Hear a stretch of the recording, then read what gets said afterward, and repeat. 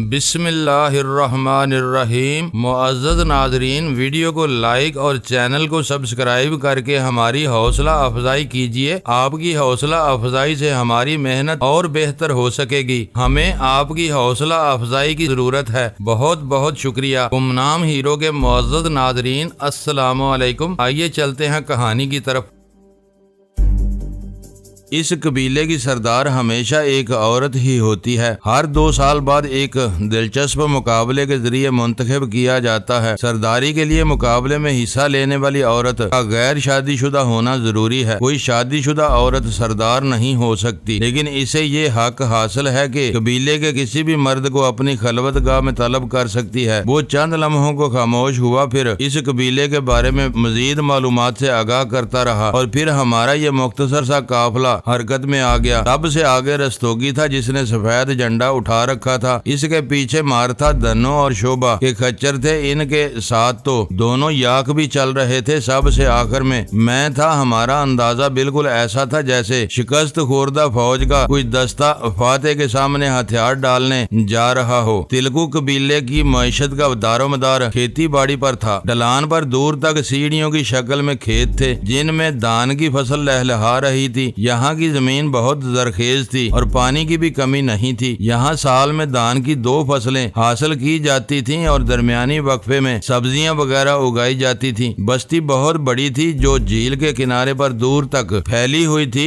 ہم جیسے جیسے قریب پہنچ رہے تھے، بستی کے مکان واضح ہوتے جا رہے تھے۔ وہ مکان نہیں، جھونپڑے تھے۔ بعض جھونپڑے گول تھے اور بعض چوکور۔ ہم ابھی بستی سے تقریباً 200 گز دور تھے کہ 5-6 آدمی اچانک ہی درختوں سے نمودار ہوئے۔ ان کے لباس بڑے عجیب تھے، پنڈلیوں تک کسی جانور کی کھال سے بنے ہوئے اسکرٹ اور بغیر آستین کی جیکٹیں، جن کے آگے بٹن وغیرہ نہیں تھے۔ بٹنوں کا کام چمڑے کے فیتوں سے لیا گیا تھا۔ وہ تمام آدمی درمیانے قد اور گٹھے ہوئے جسموں کے مالک تھے، اور ان سب کے ہاتھوں میں لمبے لمبے نیزے تھے۔ رستوگی ان کے لیے اجنبی نہیں تھا۔ ان سب نے مسکرا کر اس کی طرف دیکھا، اور وہ ہمارے دونوں طرف اس طرح چلنے لگے جیسے ہمیں اپنی حفاظت میں لے لیا ہو یا انہیں ہماری طرف سے حملے کا خدشہ ہو۔ بستی میں داخل ہوتے ہی کچھ اور لوگوں نے ہمیں گھیر لیا۔ ان میں عورتیں بھی تھیں اور بچے بھی۔ اس طرح ہمیں جلوس کی شکل میں جھیل کے عین سامنے ایک بڑے جھونپڑے میں پہنچا دیا گیا۔ کچھ بچے اور 3-4 عورتیں بھی ہمارے ساتھ جھونپڑے کے اندر آ گئی تھیں۔ ان عورتوں کو دیکھ کر اندازہ لگایا جا سکتا تھا کہ تلگو قبیلے کی عورتیں مردوں کے مقابلے میں زیادہ قد آور، صحت مند اور حسین تھیں۔ مردوں اور عورتوں کے لباس میں بھی زیادہ فرق نہیں تھا۔ ان کے اسکرٹ گھٹنوں تک یا اس سے اوپر تھے، اور جسم کے بالائی حصے جو جانور کی کھال ہی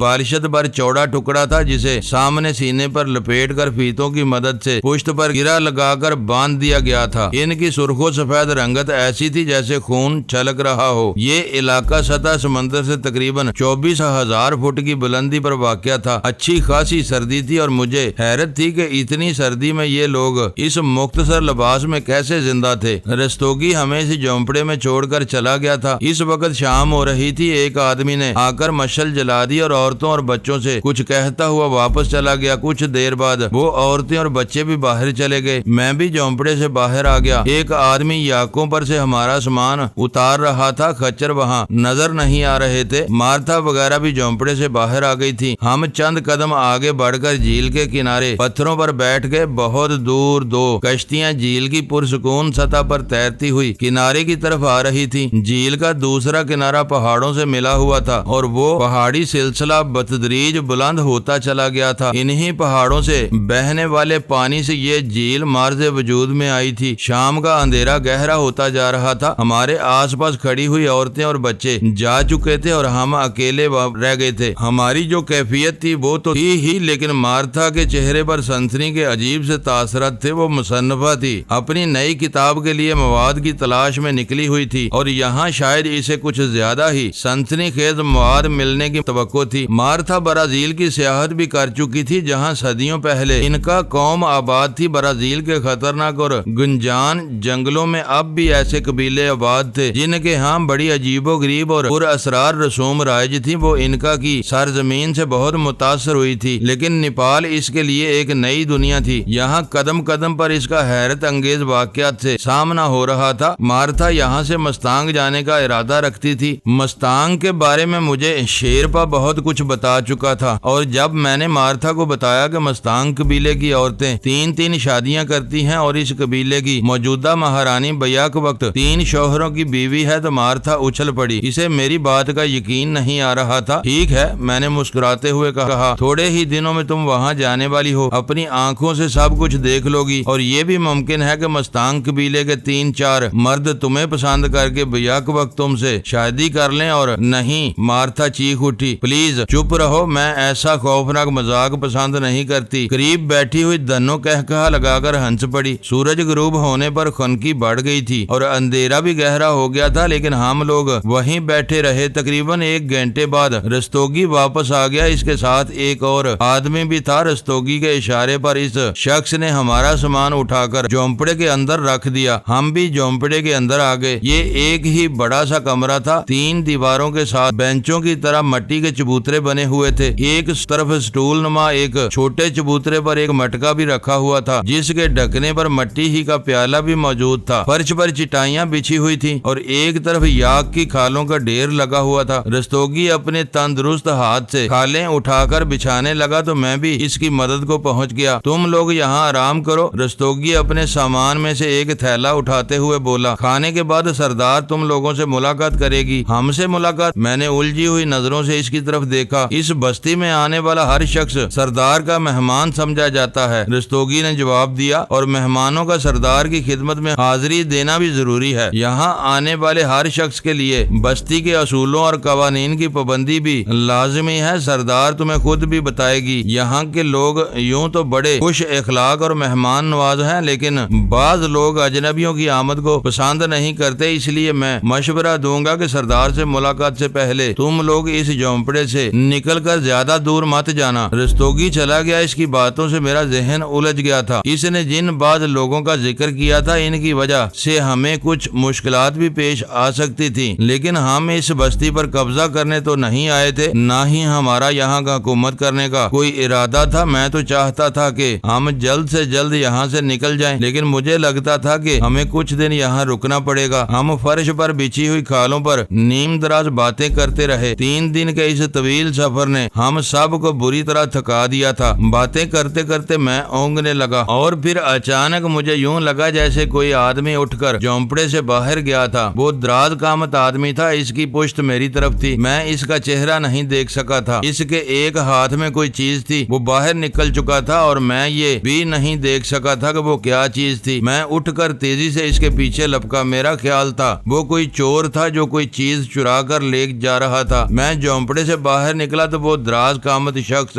سیدھا جھیل کی طرف جا رہا تھا، اور پھر مجھے یہ دیکھ کر بڑی حیرت ہوئی کہ وہ جھیل میں اتر گیا تھا اور پانی کی سطح پر اس طرح چل رہا تھا جیسے پختہ سڑک پر چل رہا ہو۔ میں اس کے پیچھے دوڑا۔ وہ شخص پانی کی سطح پر کئی گز آگے جا چکا تھا۔ میرے قدم بھی آگے اٹھتے گئے۔ میں بھی پانی کی سطح پر چل رہا تھا، اور مجھے یوں لگ رہا تھا جیسے میرے قدم روئی کے نرم گالوں پر پڑ رہے ہوں۔ اچانک وہ شخص رک گیا۔ وہ میری طرف مڑا تو اس کی صورت دیکھ کر مجھے اپنا دل کنپٹیوں میں دھڑکتا ہوا محسوس ہونے لگا۔ وہ یوگی گوتم بوش تھا۔ اس کے ہاتھ میں ایک انسانی کھوپڑی تھی جسے اس نے بالوں سے پکڑ کر لٹکا رکھا تھا۔ گردن سے کٹی ہوئی کھوپڑی سے خون بہ رہا تھا، اور اس کی آنکھوں سے بھی خون ٹپک رہا تھا، اور اس کے چہرے کے نقش دیکھ کر مجھے سینے میں سانس رکتا ہوا محسوس ہونے لگا۔ وہ میرا چہرہ تھا۔ میں کبھی خون ٹپکاتے ہوئے اپنے چہرے کو اور کبھی گوتم بوش کو دیکھ رہا تھا۔ گوتم بوش کے ہونٹوں پر بڑی مکروہ سی مسکراہٹ تھی۔ فضا شیطانی کہکہوں کی آواز سے گونج رہی تھی۔ میں متوحش نظروں سے کبھی گوتم بوش کے ہاتھ میں لٹکے ہوئے اپنے چہرے کو اور کبھی گوتم بوش کی طرف دیکھ رہا تھا۔ گوتم بوش کے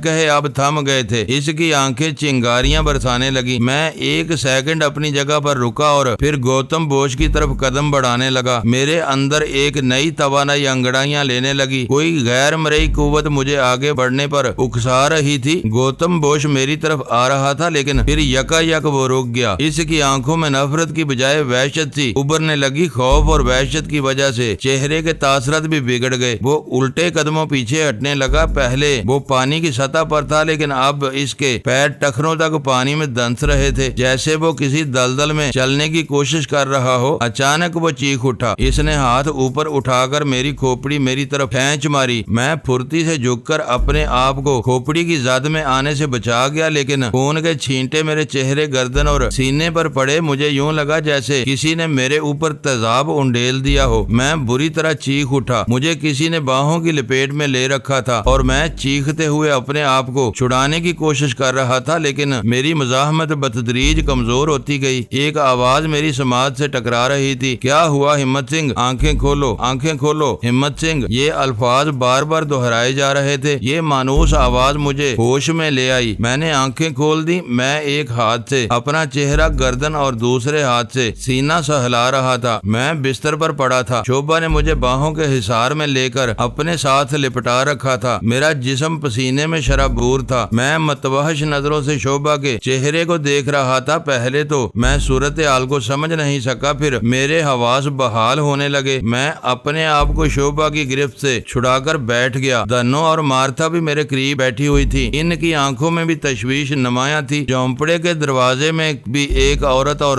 دو آدمی کھڑے تھے۔ مجھے کیا ہوا؟ تم لوگ میرے گرد کیوں جمع ہو؟ میں نے شوبھا وغیرہ کی طرف دیکھتے ہوئے پوچھا۔ تم شاید کوئی ڈراؤنا خواب دیکھ رہے تھے، شوبھا نے جواب دیا۔ تم اس زور سے چیخ رہے تھے کہ میں بھی کانپ کر رہ گئی تھی اور یہ دونوں بھی خوفزدہ ہو گئی تھی۔ اس نے دنو اور مارتھا کی طرف اشارہ کیا۔ وہ میرے منہ سے بے اختیار نکلا، ہاں شاید میں کوئی ڈراؤنا خواب ہی دیکھ رہا تھا، میں نے کہا، لیکن بتایا نہیں کہ وہ خواب کیا تھا، اور وہ خواب میرے ذہن میں گویا چپک کر رہ گیا تھا۔ اس بھیانک خواب کی تعبیر کیا ہوگی میں کچھ نہیں کہہ سکتا تھا، لیکن اس خواب نے مجھے بہت کچھ سوچنے پر مجبور کر دیا تھا۔ گوتم بوش یہاں میری آمد سے باخبر ہو چکا تھا اور میں نے یہ نتیجہ اخذ کیا تھا کہ جاب پر بیٹھے ہونے کے باوجود اس نے خود مجھے روکنے کی کوشش شروع کر دی تھی، اور یہ خواب میرے لیے گویا ایک وارننگ بھی تھا۔ جھونپڑے کے دروازے میں کھڑی ہوئی وہ عورت اور دونوں مرد کچھ دیر تک میری طرف دیکھتے رہے، پھر واپس چلے گئے۔ وہ بھی شاید سمجھ گئے تھے کہ میں خواب میں ڈر گیا تھا۔ چند منٹ بعد رستوگی بھی آ گیا۔ وہ بھی کچھ گھبرایا ہوا سا تھا۔ ہم سب کو خیریت سے دیکھ کر اس کے چہرے پر طمانینت سی آ گئی۔ وہ کسی دوسرے جھونپڑے میں بیٹھا ہوا تھا۔ کسی نے اسے میرے چیخنے کی اطلاع دی تھی اور وہ بدحواس ہو کر بھاگا آیا تھا۔ کوئی خاص بات نہیں تھی، شوبھا نے مسکراتے ہوئے جواب دیا۔ دنو اور ہمت سنگھ میں کبڈی ہو رہی تھی۔ دنو نے ہمت سنگھ کو لپیٹ لیا تو یہ شکست کے خوف سے چیخنے لگا تھا۔ کبڈی کیا ہوتا ہے؟ رستوگی نے الجھی ہوئی نظروں سے اس کی طرف دیکھا۔ پنجاب کا ایک دلچسپ کھیل ہے، تمہارے ہاں بھی کھیلا جا سکتا ہے، لیکن اس کا طریقہ اور تفصیل پھر کسی وقت بتاؤں گی۔ اس وقت تو بھوک سے جان نکلی جا رہی ہے۔ کھانے کے بارے میں تم نے کیا سوچا ہے؟ شوبھا بولی۔ کھانا بس تیار ہے، میں ابھی لے کر آتا ہوں۔ رستوگی یہ کہتے ہوئے باہر نکل گیا۔ اس مرتبہ اس کی واپسی تقریباً 20 منٹ بعد ہوئی تھی۔ اس کے ساتھ ایک جوان لڑکی بھی تھی جس نے چاولوں سے بھرا ہوا ایک بڑا سا تشت اٹھا رکھا تھا۔ لڑکی نے جھک کر تشت ہمارے درمیان چٹائی پر رکھ دیا۔ گرم گرم چاولوں سے بھاپ اور اشتہا انگیز خوشبو اٹھ رہی تھی۔ چاولوں میں گوشت کی بڑی بڑی بوٹیاں بھی نظر آ رہی تھی۔ رستوگی بھی ہمارے ساتھ ہی بیٹھ گیا جبکہ وہ لڑکی واپس چلی گئی تھی۔ یاک کے گوشت والے یہ چاول کھا کر مجھے لاہوری پلاؤ یاد آ گیا۔ مجھے اچھی طرح یاد تھا کہ سنگاپور میں میری والدہ 15 دن میں ایک مرتبہ بکرے کے گوشت کا پلاؤ ضرور پکاتی تھی۔ یاک کے گوشت کے اس پلاؤ میں اگرچہ مسالے وغیرہ پورے نہیں تھے، لیکن پھر بھی بہت مزیدار تھا۔ کھانے کے بعد رستوگی کی خالی تشت لے کر چلا گیا اور ہم بھی جھونپڑے سے باہر آ کر کچھ دیر تک جھیل کے کنارے پر ٹہلتے رہے اور پھر پتھروں پر بیٹھ گئے۔ مجھے اپنا خواب یاد آ گیا اور میں جھیل کی تاریک سطح کو گھورنے لگا۔ کنکی میں اضافہ ہوتا جا رہا تھا۔ دنو میرے ساتھ جڑ کر بیٹھی ہوئی تھی اور شوبھا اور مارتھا ہم سے کچھ دور ایک دوسرے پتھر پر بیٹھی گپے ہانک رہی تھی۔ بستی میں لوگوں کے چلنے پھرنے کی آوازیں سنائی دے رہی تھی۔ خاصی بڑی بستی تھی اور میرے اندازے کے مطابق اس کی آبادی 4 سے 5 ہزار کے قریب ضرور ہوگی۔ بستی کے لوگ دیر تک جاگنے کے عادی تھے اور میرے خیال میں یہاں کم از کم 3-4 ریسٹورنٹ یا ایسی جگہیں ضرور تھی جہاں لوگ بیٹھ کر گپ شپ کرتے ہوں گے۔ باتوں اور قدموں کی آوازیں سن کر میں ایک طرف دیکھنے لگا۔ وہ 2 جھونپڑے آگے کچھ لوگ گلی سے نکل کر جھیل کی طرف آ گئے تھے اور اب ان کا رخ ہماری طرف تھا۔ میرا خیال تھا کہ شاید بستی کے کچھ لوگ ہمیں دیکھنے کے لیے آئے ہیں۔ یہاں آنے والے اجنبی بستی کے لوگوں کے لیے تماشا ہی تو ہوتے تھے۔ ایک آدمی ان سے الگ ہو کر تیز تیز قدم اٹھاتا ہوا آگے آ گیا۔ وہ رستوگی تھا۔ اس نے بتایا کہ قبیلے کی سردار کاشی ہم سے ملنے آئی ہے۔ میں ایک جھٹکے سے اٹھ اٹھ کر کھڑا ہو گیا۔ مارتھا وغیرہ بھی میرے قریب آ گئیں اور ہم اپنے جھونپڑے کے سامنے آ کر کھڑے ہو گئے۔ میرا خیال تھا کہ ہمیں سردار کے جھونپڑے میں لے جا کر اس کے سامنے پیش کیا جائے گا، لیکن وہ خود ہی چلی آئی تھی۔ ہم نے جھونپڑے کے دروازے پر ان کا استقبال کیا اور پھر اندر آ گئے۔ کاشی کو دیکھ کر ایک لمحے کو تو میرے دل کی دھڑکن بے قابو ہو گئی تھی۔ میرا دعویٰ تھا کہ کوئی بھی مرد اسے دیکھ کر ایک لمحے کو تو سانس لینا بھول جاتا ہوگا۔ دراز قامت، سڈول جسم، چہرے کے نقوش نہایت دل فریب اور آنکھیں تو واقعی ایسی تھیں کہ اسے آہو چشم کا خطاب دیا جا سکتا تھا۔ یوں تو اس کے خوبصورت بدن کے ہر حصے سے دلکشی پھوٹتی ہوئی محسوس ہو رہی تھی، لیکن سب سے نمایاں اس کے خد و خال تھے۔ اس نے لباس بھی ایسا پہن رکھا تھا کہ سینے میں بے اختیار گدگدی کا احساس ہونے لگتا تھا۔ گھٹنوں سے اوپر تک یاک کی کھال کا اسکرٹ اور بلاؤز بھی چمڑے ہی کا تھا، جس سے اس کا سینہ پوری طرح ڈھکا ہوا نہیں تھا۔ اس کی پشت بالکل برہنہ تھی۔ اس کے بال شہد کی رنگت کے تھے، جن میں کئی چھوٹی چھوٹی مینڈیاں بنی ہوئی تھی۔ اس کے گلے میں تازہ پھولوں کے ہار تھے، لائیوں میں بھی گجرے تھے اور بالوں میں بھی 2 سرخ پھول ٹکے ہوئے تھے۔ اس کے ساتھ 2 عورتیں بھی تھیں اور ایک مرد بھی۔ وہ دونوں عورتیں بھی کاشی جیسا ہی لباس پہنے ہوئے تھیں اور مجھے حیرت ہوئی تھی کہ یہاں کے لوگ شدت کی سردی کس طرح برداشت کرتے تھے، لیکن یہ بات بھی تھی کہ یہ لوگ موسم کی شدت کے عادی تھے۔ مرد نے ہاتھ میں ایک لمبی سی لاٹھی سنبھال رکھی تھی، جس کے نچلے حصے میں تقریباً 6 انچ لمبی برچھی لگی ہوئی تھی۔ وہ یقیناً کاشی کا باڈی گارڈ تھا، جو دروازے کے قریب جم کر کھڑا ہو گیا تھا، جبکہ کاشی اور اس کی ساتھی عورتیں ہمارے ساتھ فرش پر بچھی ہوئی یاک کی کھالوں پر بیٹھ گئی تھی۔ کاشی میرے سامنے بیٹھی تھی اور اس کے بیٹھنے کا انداز ایسا تھا کہ مجھے سینے میں اپنا دل ڈوبتا ہوا محسوس ہونے لگا۔ شوبھا نے کن آنکھوں سے بڑی معنی خیز نظروں سے میری طرف دیکھا تھا۔ کاشی کی عمر 30 کے لگ بھگ رہی ہوگی۔ اس کے حسین ہونے میں کوئی شبہ نہیں تھا۔ اس کی آنکھوں میں ذہانت اور پیشانی پر بھی عجیب سی چمک تھی۔ کسی گروہ، قبیلے یا ریاست پر حکمرانی کرنے کے لیے وہ 2 چیزوں کی ضرورت ہوتی ہے، ذہانت اور طاقت، اور کاشی کے بارے میں پورے وثوق اور دعوے سے کہہ سکتا تھا کہ اس کے پاس ذہانت کی کمی نہیں تھی۔ قبیلے میں اس کی سیاسی قوت کے بارے میں کچھ نہیں کہا جا سکتا تھا، لیکن حسن کی طاقت کی اس کے پاس کمی نہیں تھی۔ ہو سکتا ہے اسی قوت اور ذہانت کے بل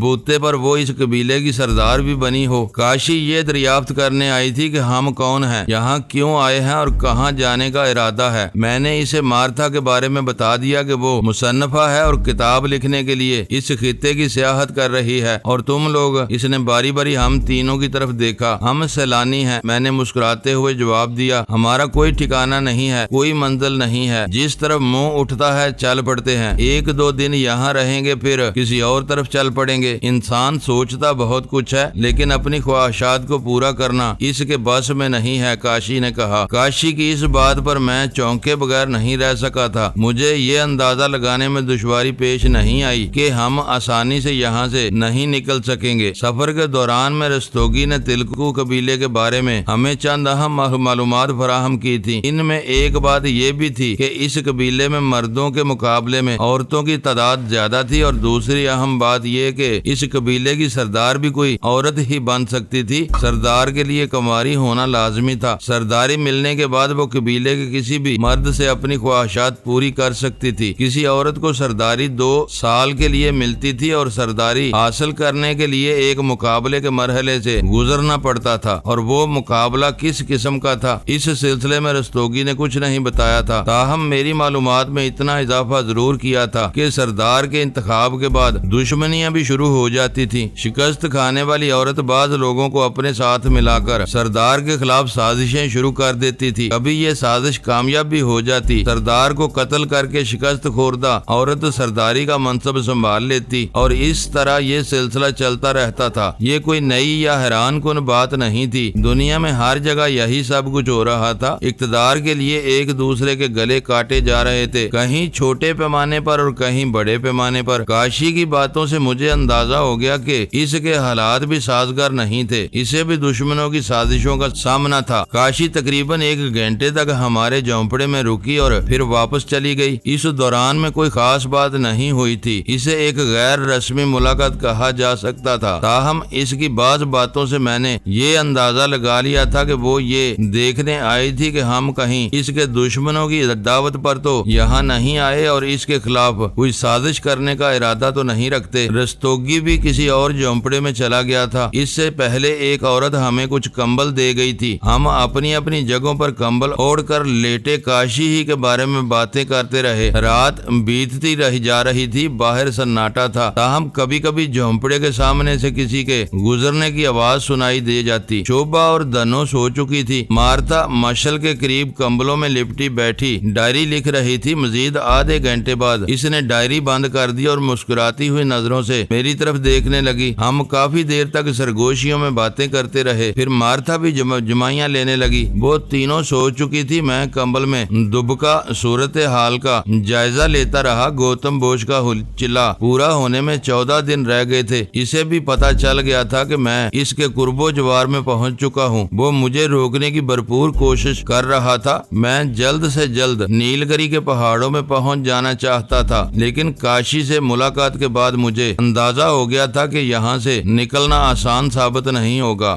رات آدھی سے زیادہ بیت چکی تھی۔ باہر مکمل طور پر سناٹا تھا۔ میں بھی سونے کی تیاری کر رہا تھا کہ ہلکی سی آواز سن کر چونک گیا۔ یوں لگا تھا جیسے کوئی بہت محتاط انداز میں چلنے کی کوشش کر رہا ہو۔ میں نے سرہانے رکھا ہوا پستول اٹھا لیا اور اپنی جگہ پر بے حس و حرکت لیٹا جھونپڑے کے دروازے کی طرف دیکھتا رہا۔ قدموں کی دبی دبی سی آواز قریب آتی گئی۔ میری نظریں دروازے پر مرکوز تھیں۔ آواز رک گئی اور دروازہ ایک ایک انچ کر کے آہستہ آہستہ کھلنے لگا۔ میں نے مارتھا وغیرہ کی طرف دیکھا۔ وہ تینوں کمبلوں میں دبکی گہری نیند سو رہی تھی۔ میں پھر گردن گھما کر نیم با آنکھوں سے دروازے کی طرف دیکھنے لگا۔ دروازہ آہستہ آہستہ کھلتا گیا اور پھر ایک عورت کا چہرہ دکھائی دیا۔ وہ اندر آنے کی بجائے باہر ہی کھڑی آگے جھک کر متجسس نظروں سے جھونپڑے کا جائزہ لے رہی تھی۔ اس نے اندر داخل ہو کر دروازہ آہستگی سے بند کر دیا۔ اس کے ہاتھ میں ایک لمبا سا نیزہ تھا، لیکن اس نے جس انداز سے نیزہ پکڑ رکھا تھا، اسے اندازہ لگایا جا سکتا تھا کہ وہ اسے استعمال کرنے کا ارادہ نہیں رکھتی۔ اس کا انداز جارحانہ نہیں تھا۔ وہ کمرے کے وسط میں رک کر ایک بار پھر متجسس نظروں سے ادھر ادھر دیکھتی رہی، پھر میری طرف بڑھی۔ وہ ایک ہاتھ آگے بڑھا کر میری طرف جھکی۔ وہ غالباً میرے پیروں پر ہاتھ رکھ کر مجھے ہلانا چاہتی تھی۔ میں نے آنکھیں کھول دی اور اٹھ کر بیٹھ گیا۔ وہ ایک جھٹکے سے پیچھے ہٹ گئی۔ اس کا چہرہ ایک دم دھواں ہو گیا تھا۔ میرے ہاتھ میں پکڑے ہوئے پستول نے اسے اور بھی خوفزدہ کر دیا تھا، لیکن اس نے حیرت انگیز طور پر فوراً ہی اپنی کیفیت پر قابو پا لیا۔ دوسرے ہی لمحے اس نے ایک انگلی ہونٹوں پر رکھ کر مجھے خاموش رہنے کا اشارہ کیا۔ میں نے اسے پہچان لیا۔ وہ ان دونوں عورتوں میں سے ایک تھی جو کاشی کے ساتھ آئی تھی۔ اس نے مجھے باہر آنے کا اشارہ کیا اور شوبھا وغیرہ کی طرف دیکھتی ہوئی دروازے کی طرف بڑھنے لگی۔ میں اپنے اوپر سے کمبل ہٹا کر اٹھ گیا اور شوبھا وغیرہ کی طرف دیکھتا ہوا اس عورت کے پیچھے دروازے کی طرف بڑھنے لگا۔ میرا ذہن اس وقت بری طرح الجھ گیا تھا۔ رات کے سناٹے میں یہ عورت یہاں کیوں آئی تھی اور مجھے اس طرح رازداری سے جھونپڑے سے باہر کیوں لے جا رہی تھی؟ رستوگی کی باتیں میرے دماغ میں بازگشت سی پیدا کرنے لگیں۔ اس قبیلے میں مردوں کے مقابلے میں عورتوں کی تعداد زیادہ تھی۔ اس کے کہنے کے مطابق ایک مرد کے حصے میں 3 عورتیں آتی تھی اور یہاں مخالف صنف سے تعلقات پر بھی کوئی پابندی نہیں تھی۔ تو کیا یہ عورت بھی اسی نیت سے یہاں آئی تھی اور مجھے کسی ایسی جگہ پر لے جا رہی تھی جہاں کسی دوسرے کی مداخلت کا اندیشہ نہ ہو؟ وہ جھونپڑے سے 2-3 قدم آگے نکل کر رک گئی۔ میں بھی اس کے قریب رک گیا اور الجھی ہوئی نظروں سے اس کی طرف دیکھنے لگا۔ میرے ساتھ چلو۔ اس کی آواز سرگوشی سے زیادہ بلند نہیں تھی، لیکن لہجے میں تحکمانہ عنصر نہیں تھا۔ اسے دوستانہ انداز کہا جا سکتا تھا۔ کہاں؟ میں نے پوچھا۔ تمہیں کاشی نے طلب کیا ہے، اس نے جواب دیا۔ اس وقت میرا دماغ گھوم گیا۔ کاشی پر کوئی پابندی نہیں، وہ کسی بھی وقت کسی کو بھی طلب کر سکتی ہے، اس نے جواب دیا۔ میں نے جھونپڑے کے دروازے کی طرف دیکھا اور